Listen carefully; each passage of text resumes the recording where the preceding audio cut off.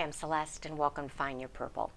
Well, I've just finished my reading of Matthew, Mark, and Luke, and one of the things that did surprise me when I first started reading it is how much repetition it is. I didn't realize those three books of the Bible were pretty much the same story, or just from a different person's perspective.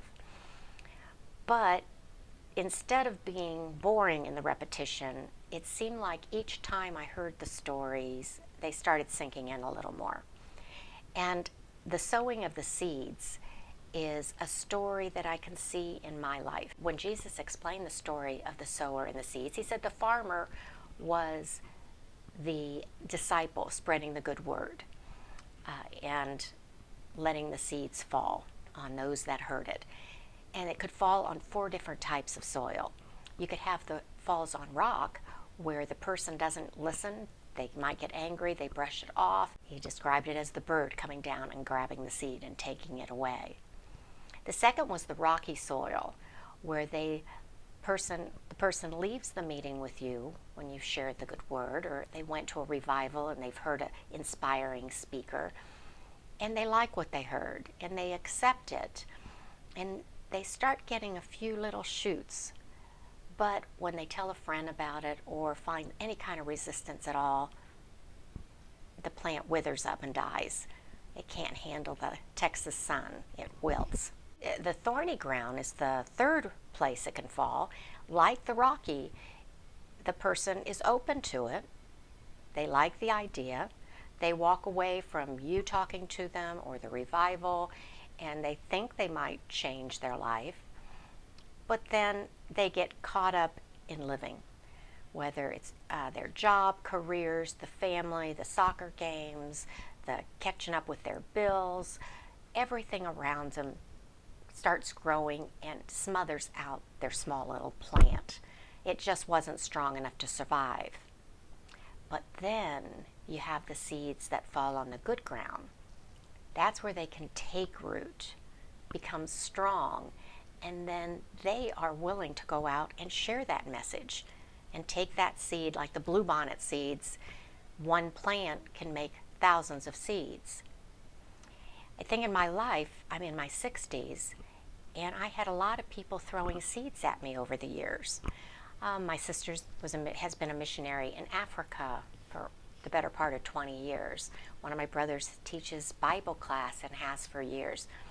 And they would bring up the message of Jesus, and it fell on deaf ears for a long time for me. I didn't want to hear it. I wasn't against it.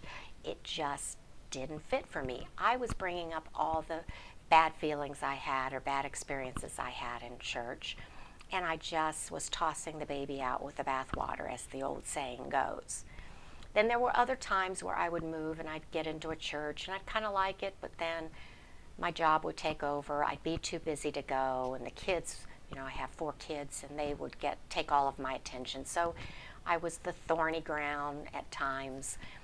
But this past year, the message fell on good soil. I started going to church in January of 2016 because a client of mine had asked me a few years ago, and at that time their request hit the hard ground because I said I didn't want to drive into Austin on Sundays to go to church. But this time they said, one is opening 5 minutes from where you live. What excuse could I have? So I went ahead and went, not realizing what would end up happening. Now, it didn't happen at once. I was going literally 10 months before I even opened up the Bible on my own. And it was a full 11 months before anything started clicking for me. But now my faith has taken root. In fact, at the end of this month, on April 30th, I'm going to get baptized. So the church is having a baptismal ceremony, and I have decided I am going to. Now, I've been in many instances where people had been baptized and I never felt the calling. And now I'm ready. And in reading the Bible and reading a lot about the baptisms, it's something that I'm glad I waited because it's really going to have a significance for me. And so the countdown on Veda, Video Every Day for the month of April, is also a countdown to Baptismal Day, which will be April 30th. So if you are the farmer out there sowing the seeds, the good news about Jesus, just know sometimes it may take years for your seeds to take root in someone. Just keep throwing it out there, and eventually you'll have more and more seeds hitting on the good soil. So thanks to Dennis and Becky for not giving up on me, and to my siblings, Marianne and Mike and Peggy and Dave and Rob, for all being there and not shoving God down my throat, but also being there now that I have accepted it to answer questions and to give me support. As always, sit back, grab your cup of tea, and let's start sharing.